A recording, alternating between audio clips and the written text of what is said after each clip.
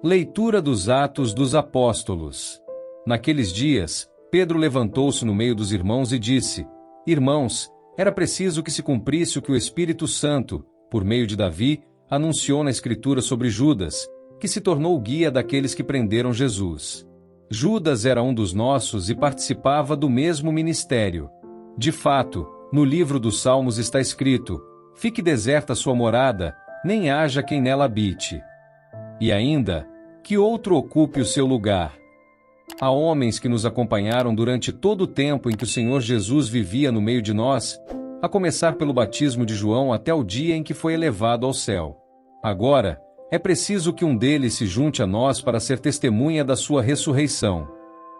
Então eles apresentaram 2 homens, José, chamado Barsabás, que tinha o apelido de Justo, e Matias. Em seguida, fizeram esta oração: Senhor, Tu conheces os corações de todos. Mostra-nos qual destes 2 escolhestes para ocupar, neste ministério e apostolado, o lugar que Judas abandonou para seguir o seu destino. Então tiraram a sorte entre os 2. A sorte caiu em Matias, o qual foi juntado ao número dos 11 apóstolos. Palavra do Senhor. Graças a Deus.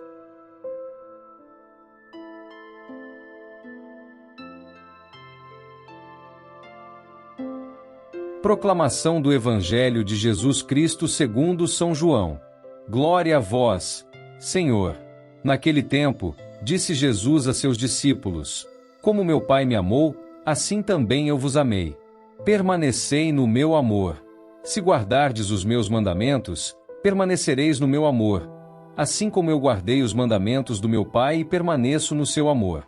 Eu vos disse isto, para que a minha alegria esteja em vós e a vossa alegria seja plena.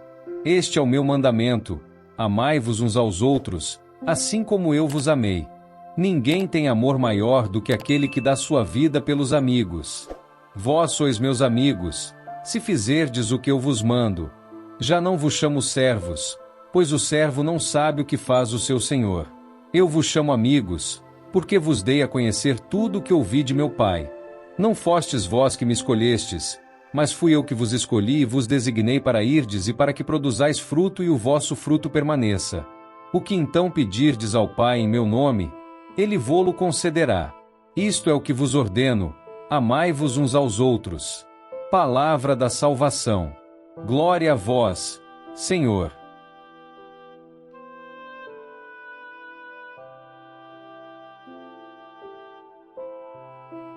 Queridos irmãos e irmãs em Cristo, imaginem-se em uma sala cheia de pessoas, todas em silêncio, olhos fechados em oração. No centro, 2 homens aguardam: José, chamado Barsabás, e Matias. O ar está pesado com expectativa. Alguém se levanta, segurando 2 pequenos pedaços de pergaminho enrolados. É lançada a sorte, e em um instante, a vida de Matias é transformada para sempre. De um discípulo relativamente desconhecido, ele se torna um dos 12, um sucessor direto de Judas Iscariotes, um apóstolo escolhido para testemunhar a ressurreição de Cristo. Esta cena dramática da nossa primeira leitura dos Atos dos Apóstolos nos convida a refletir profundamente sobre o significado da escolha na vida espiritual.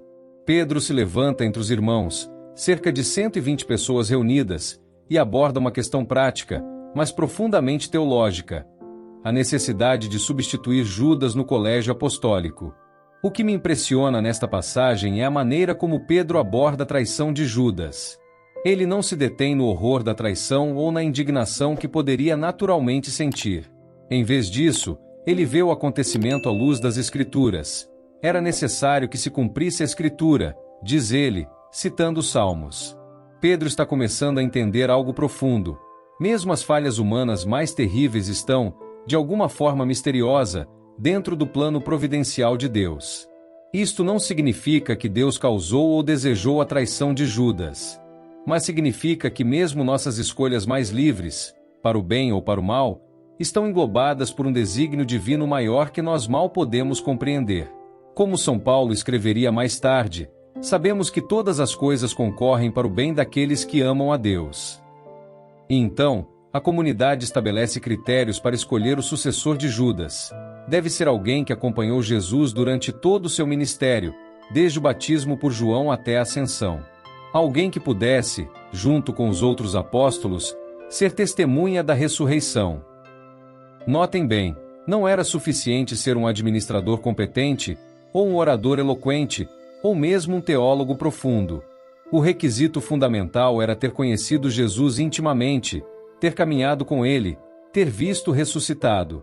Isto nos leva diretamente ao Evangelho de hoje, onde Jesus nos revela o coração de sua mensagem. Como o Pai me amou, assim também eu vos amei.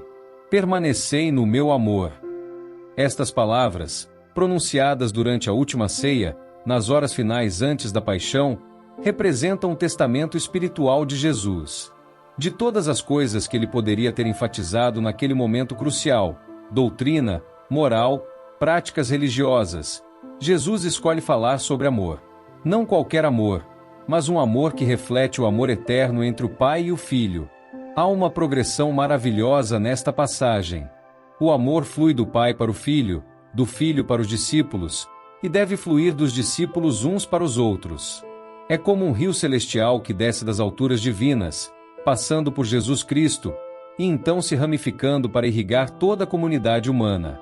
Permanecei no meu amor, diz Jesus, como se disséssemos a alguém: permaneça na água, não saia do rio, continue a ser banhado e sustentado por esta corrente vital.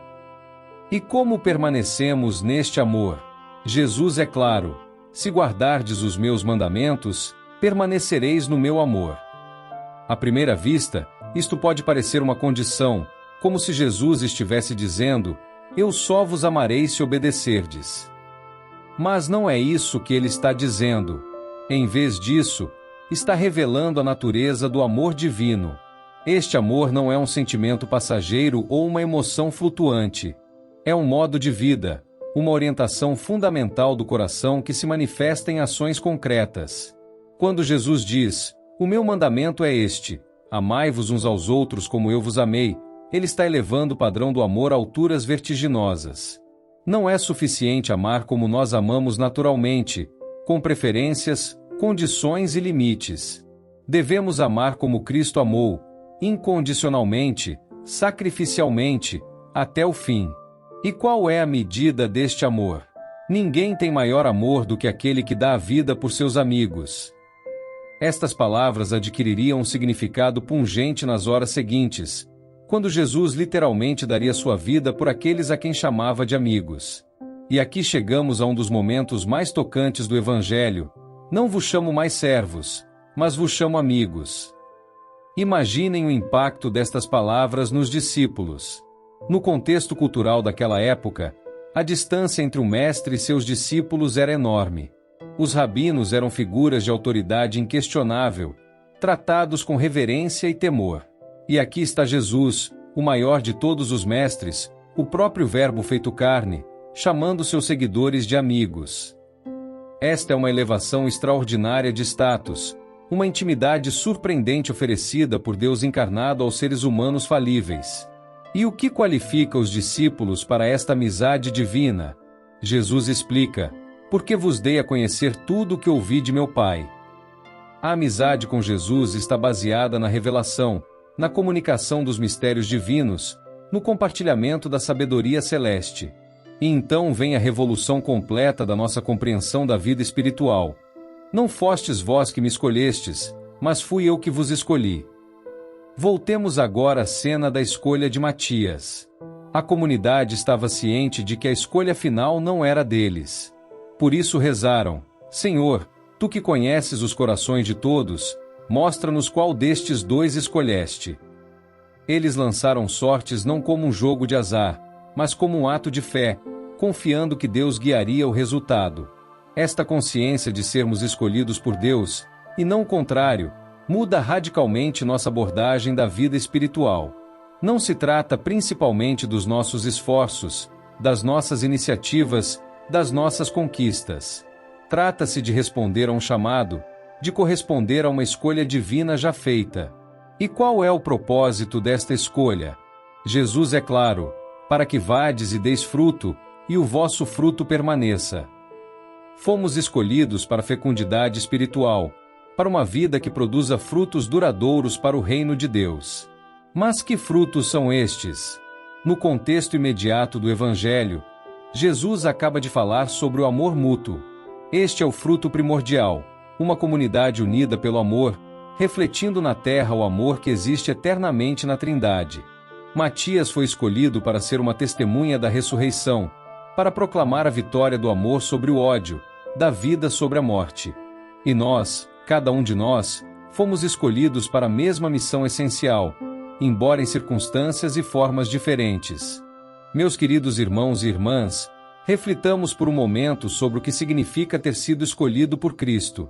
Não por nossos méritos, não por nossas qualidades, não por nosso potencial, mas por puro amor gratuito. Como diz São João em sua primeira carta, nisto consiste o amor. Não fomos nós que amamos a Deus, mas foi Ele que nos amou. Esta escolha divina nos confere uma dignidade inimaginável. Somos amigos de Deus. Confessemos honestamente, muitas vezes não vivemos à altura desta amizade. Como os discípulos no jardim do Getsêmani, adormecemos quando deveríamos estar vigilantes. Como Pedro no pátio do sumo sacerdote, negamos conhecer Jesus quando somos desafiados. Como Tomé após a ressurreição, duvidamos do testemunho da comunidade. E ainda assim, o chamado permanece. A escolha não é revogada. O amor divino persiste, paciente, misericordioso, sempre pronto a renovar a relação. Quando Pedro dirigiu-se à comunidade para escolher o sucessor de Judas, ele poderia facilmente ter escolhido alguém por sua própria autoridade. Em vez disso, envolveu toda a comunidade no processo de discernimento. Este é um modelo poderoso para nós hoje.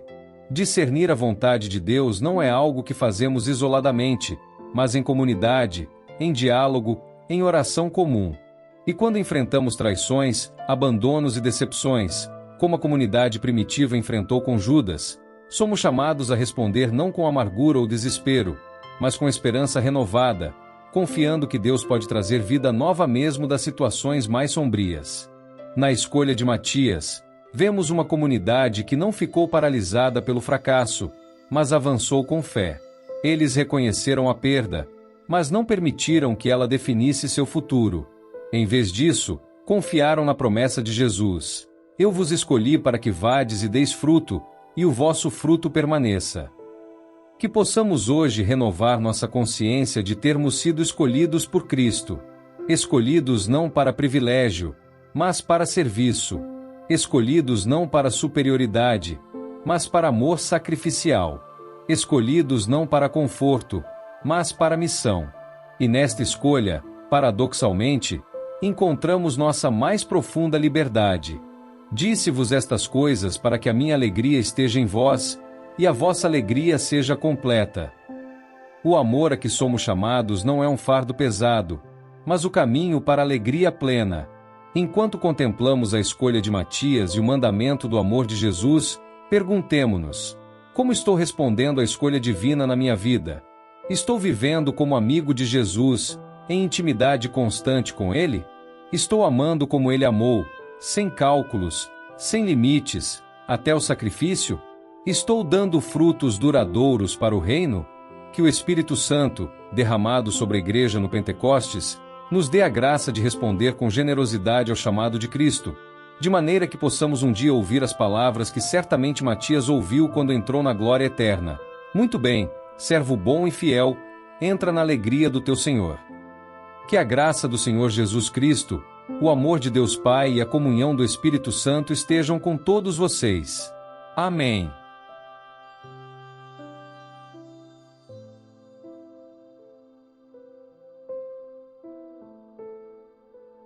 São Miguel Arcanjo, defendei-nos no combate. Sede o nosso refúgio contra as maldades e ciladas do demônio. Ordene-lhe Deus, instantemente o pedimos, e vós, príncipe da milícia celeste, pela virtude divina, precipitai no inferno a Satanás e aos outros espíritos malignos que andam pelo mundo para perder as almas. Amém.